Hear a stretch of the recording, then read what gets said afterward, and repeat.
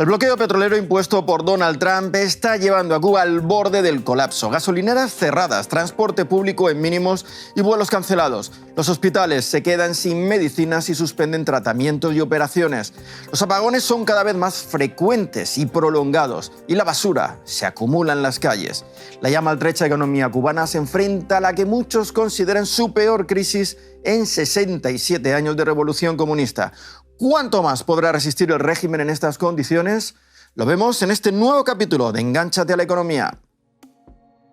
Vivir en Cuba es sobrevivir con un salario medio de $15 mensuales que apenas alcanza para comprar un simple cartón de huevos, si es que se encuentran. Ahora el presidente estadounidense Donald Trump amenaza con imponer aranceles a todos aquellos países que envíen crudo a Cuba. Esto podría dar la puntilla a una economía que, según los expertos, ya venía en caída libre desde hace tiempo.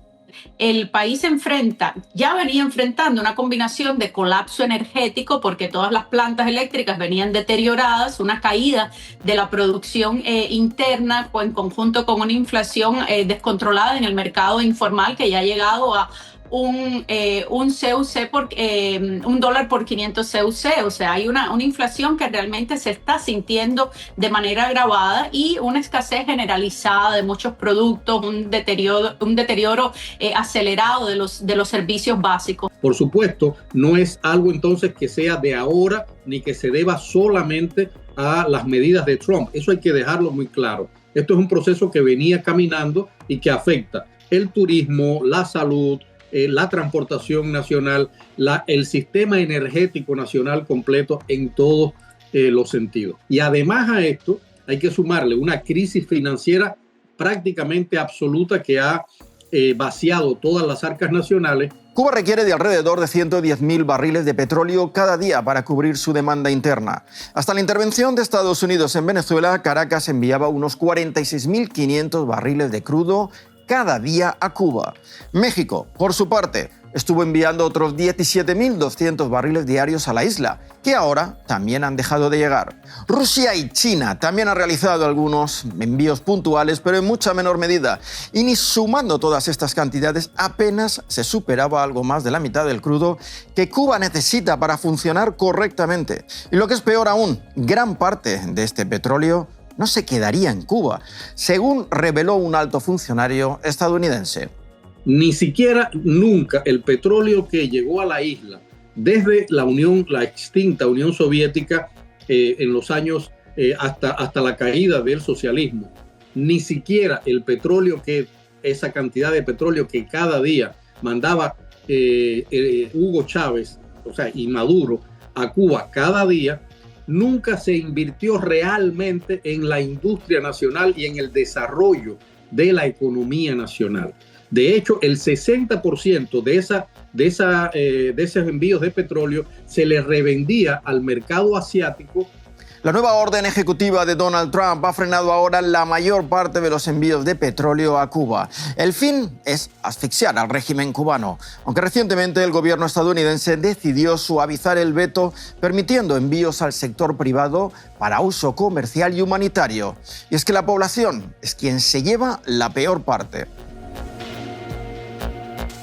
Las últimas noticias que han existido hablan de un empobrecimiento absoluto de más del 83% de la población. ¿Y por qué? ¿A qué se debe? Primero, viven en lo que nosotros en Cuba llamamos los alumbrones. Es decir, que de pronto te ponen 2 horas al día de luz o 4 horas de luz y el resto del tiempo lo pasas sin corriente. Por supuesto, en un lugar donde no se pueden conseguir alimentos, eso implica también pérdida de alimentos porque se echan a perder los alimentos. La gente entonces está viviendo prácticamente en el día a día con lo poco que se puede conseguir. Y no solo es difícil conseguir alimentos, la falta de petróleo y suministro eléctrico afecta a otras cuestiones tan importantes como el bombeo de agua a las casas, la recogida de basuras o a la educación. Muchas escuelas han cerrado y varios hospitales no pueden realizar intervenciones quirúrgicas ni usar ningún tipo de maquinaria. Y por supuesto, es casi imposible moverse por la isla porque el transporte está paralizado. Entre tanto, el turismo, la principal fuente de divisas extranjeras, está en mínimos históricos. La llegada de visitantes internacionales a la isla pasó de los más de 4 millones antes de la pandemia a 1,8 millones en 2025. Y las previsiones para 2026 son mucho peores. El régimen cubano ya ha advertido que ni tan siquiera tiene combustible para abastecer a las aerolíneas que lleguen a Cuba. El impacto en este sentido es doble. Por un lado, el turismo ya venía debilitado por la pérdida de competitividad del destino Cuba, ¿no? Cuba no se había vuelto tan apetecible para muchos turistas ya por una infraestructura deteriorada, servicios deficientes y también la inseguridad energética. Y ahora mismo que los vuelos están cerrados, los turistas se están yendo de la isla.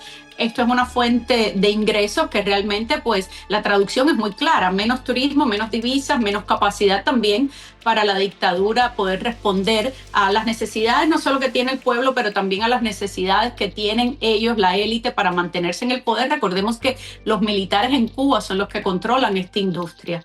Y además del turismo, hay otros sectores de la economía cubana que también se están viendo seriamente afectados tras el cese de envíos petroleros a la isla. Yo creo que lo más importante es la industria en general. La industria está en los niveles de producción más bajos en 4 décadas. Es decir, lo que hoy se produce no es ni siquiera lo que se producía a inicios de la década del 80, para ponerte un caso muy simple. La construcción de viviendas está totalmente aparcada, es decir, no se están construyendo viviendas, y el peor, Paco, creo que es el sector energético, un sector que, como yo te decía, ya estaba obsoleto totalmente, que llevaba décadas completas sin ningún tipo de reparación y que ha caído en un colapso absoluto ahora. Y como podrán imaginarse, sin combustibles, prácticamente imposible moverse por la isla. Incluso dentro de las ciudades ya se están viendo imágenes de calles vacías, que nos recuerdan más bien a los tiempos de pandemia.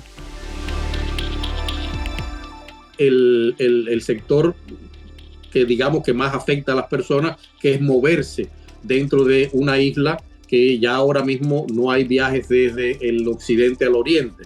Son viajes muy, vamos a decir, muy contados. E incluso dentro de las propias grandes ciudades tampoco es viable.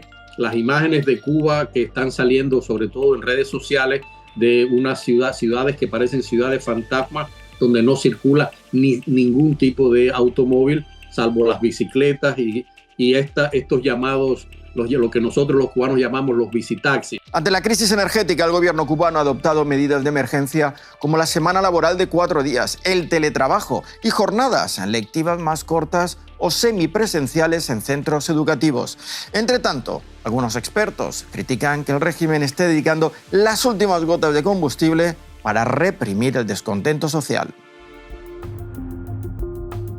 No existe gasolina para las ambulancias, no existe gasolina para que yo vaya a trabajar y ganarme el pan de cada día, pero sin embargo las patrullas policiales andan por toda la ciudad controlando cualquier tipo de descontento social. Para ellos sí hay gasolina, ¿no? Precisamente por esta razón, los expertos apuntan a que el bloqueo petrolero ha de ser total para que sea efectivo.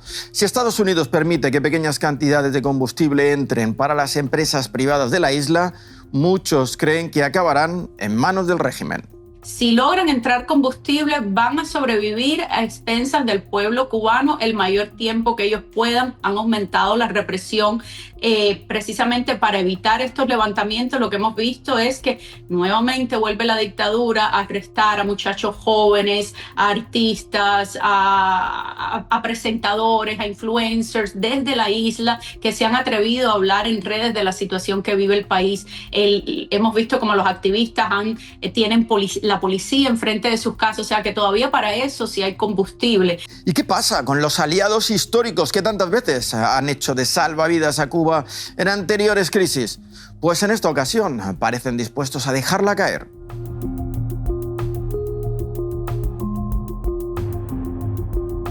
Cuba atraviesa la peor crisis económica desde la época del periodo especial, pero creo que con una diferencia clave en estos momentos, y es que esta vez no existe un patrocinador externo dispuesto a sostener artificialmente este régimen, como habíamos visto con la Unión Soviética y como vimos durante muchas décadas con Venezuela. Estados Unidos por muchas décadas había mirado para otro lado en términos de América Latina y había permitido que Rusia, que China lograran mucho más espacios en América Latina. Al Estados Unidos volver a competir por esos espacios, ya la posición para estos regímenes autoritarios, para Rusia, para China, no es tan cómoda porque ya tienen que competir políticamente por supuesto, con una potencia como es Estados Unidos. En otras crisis anteriores lo que también vimos fueron verdaderas oleadas migratorias desde Cuba hacia Estados Unidos. El régimen abría así una válvula de escape al descontento social, permitiendo salir a los más críticos. Pero la conocida política antimigratoria de Donald Trump parece que no va a permitir algo similar en esta ocasión. Las grandes oleadas migratorias cubanas siempre han tenido un denominador común, y es que uno, si bien han sido utilizadas por el régimen como una válvula de escape para aliviar la presión interna ante estallidos sociales, ante una crisis económica grande, sí, generalmente han sido frente a administraciones en la Casa Blanca demócratas que tienden a ser un poco más permisivas no solo con la migración, pero también hacia la dictadura cubana, menos frontales. Hoy el contexto es distinto en cuanto al cómo se está manejando la migración aquí en Estados Unidos.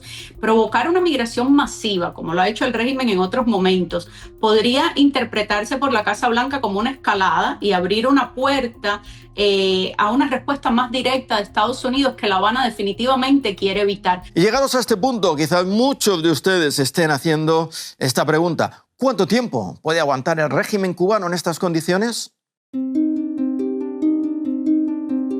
Son varios los presidentes estadounidenses que han prometido acabar con el castrismo en Cuba, aunque tras lo sucedido en Venezuela, crece el optimismo de ver finalmente a una Cuba libre, aunque con mucha cautela.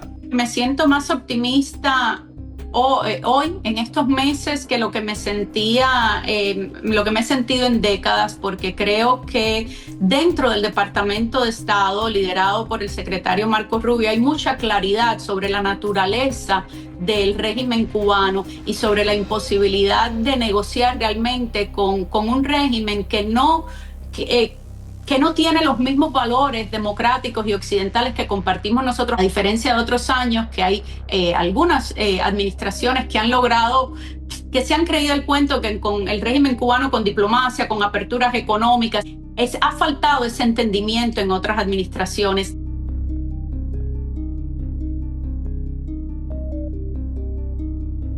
¿Y qué opinan ustedes? ¿Resistirá el régimen cubano este bloqueo petrolero o, por contra, veremos un estallido social que haga caer a la dictadura cubana? Déjennos sus comentarios.